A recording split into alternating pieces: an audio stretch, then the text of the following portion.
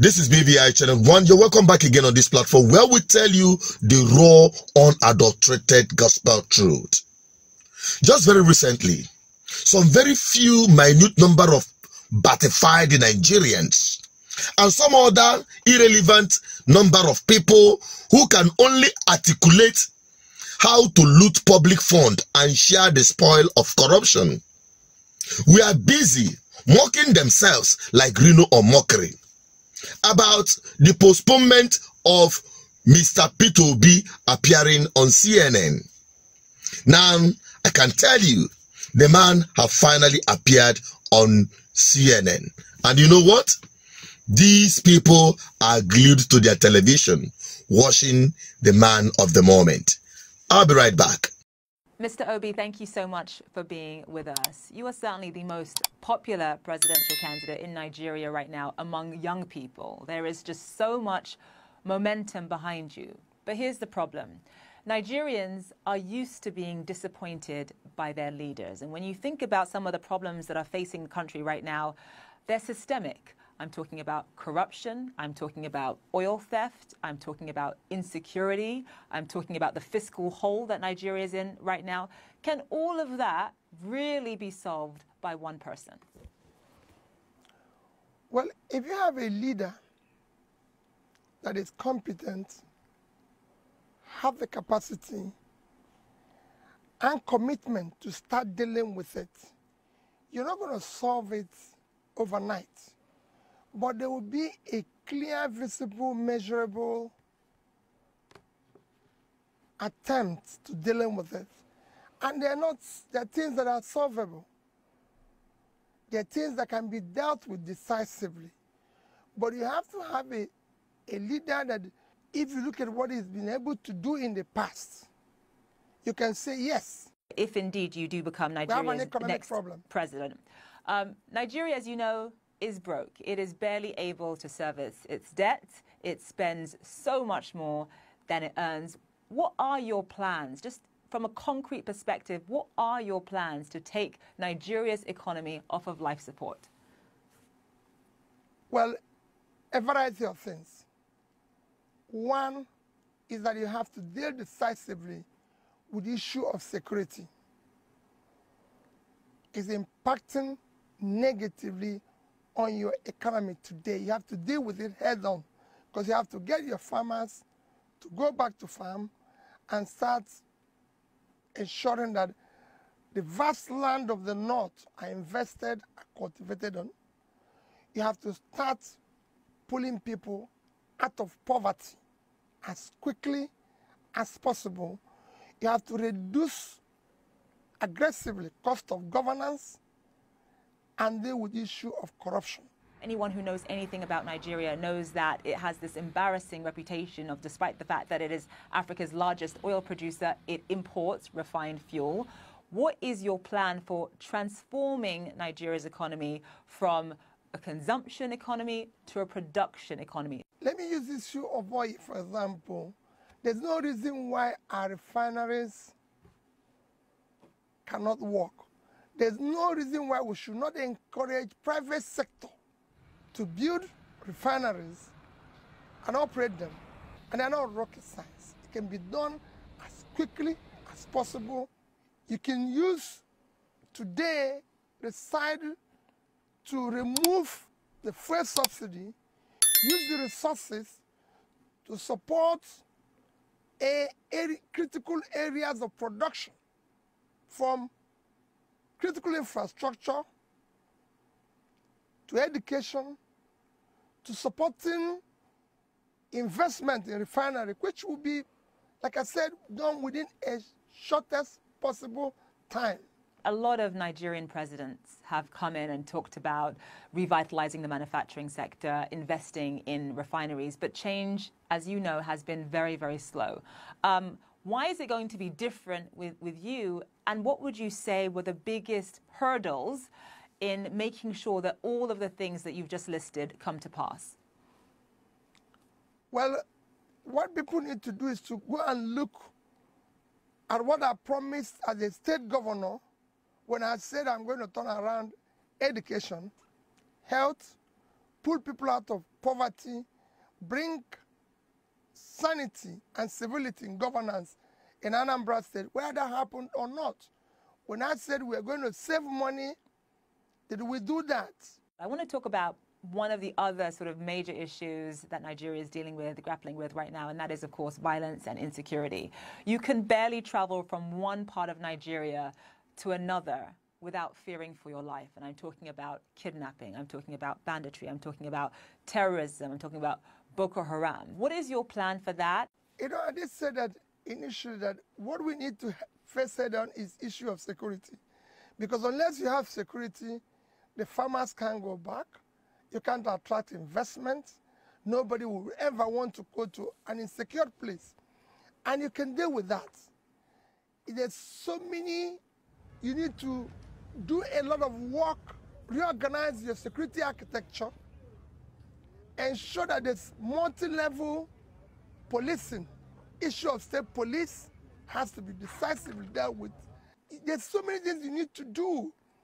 You need to bring in more personnel into the security system, equip them properly, ensure that they are properly motivated to deal with the issue of security, because the need it is the most important thing Nigeria needs today. As you know, you and I are both Nigerian, we're both Igbos, we're both from southeastern Nigeria. Nigeria is a very hard country to hold together. You've got 200 million people, so many different tribes, so many different competing interests and ideas. And when you think about the fact that, you know, you're from the southeast, how easy is it going to be to rally Nigerians perhaps from the north behind you? That's got to be on your mind. That is what it was yesterday. And that's our problem. Because we have been able to elect people based on ethnicity, religion, my turn, connection, or one form of bias or the other, which brought us to where we are, or structure, which I always say structure of criminality. That is what we want to dismantle now and ensure that the next election is based on character, capacity, competence, commitment to do the right thing. Nigeria is now not just in a physical mess, it is at the last stage to collapse. The people in the north don't have a secure place. They don't have good roads. They don't buy bread cheaper than people in the south. So is the people in the south.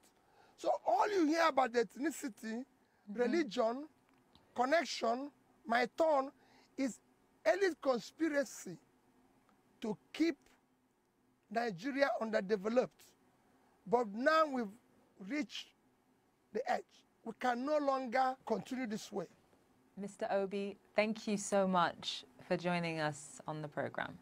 Thank you for having me. Thank you. Revolution is in the air.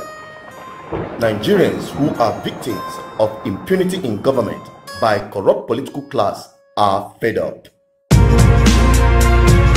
They want their lives back. They want the security of their lives and properties. They want to put an end to medical trips abroad by political class and their families. They are fed up with collapsed health care service of Nigerian hospitals. They are fed up with collapsed education system of Nigerian schools. They are fed up with joblessness of youths who are being pushed to the extreme to survive. The Biafrans, the Oduduwas, the Arawas, and all the ethnic nationalities in Nigeria are fed up with the failed state called Nigeria. It is time.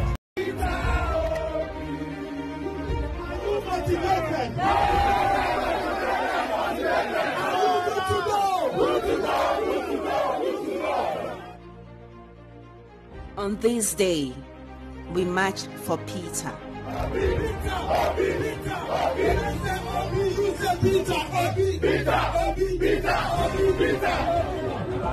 One million of us.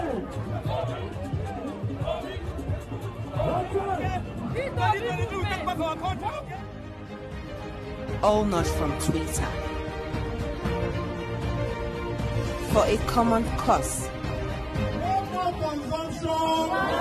From across Nigeria.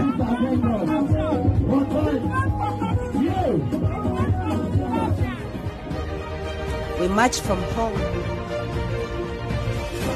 We march for hope. There is no part that will not get this message. Secretariat to Secretariat. Market to Market. Party to Party. Church to Church. Mosque to Mosque. School to School. University to University. The Nigerian people are. Change Nigeria with your votes. Returning Nigeria to production content. Every day, without risk. Vote for confidence. Vote for the solution. Good. What can I say in addition to what he has said? Because I'm very sure my ears are not bigger than yours. You've had it all. Now the question is, what are you still waiting for? Why are you not yet obedient? The rest of other obedient Nigerians, I tell you, this is the time. The time for the revolution is here. That is it. I am obedient, and so must you, for the salvation of Nigerian people from the hands of wicked, corrupt political class. You heard him say that. We have to join him to dismantle this conspiracy of the political elites that have made your lives miserable. Your freedom depends on it. I'm signing out, but I must tell you, today, being the 17th day of September 2022, Awka, the capital city of Anambra State, will be obedient. And I will be there live in flesh and blood. And for those of you who are around Awka, be there. Don't miss it. But those of you who are not in Awka, glue to this channel because I'll be streaming it live for you. So let's go there. It is already early hours this morning. I'm already set to move. My people, we move.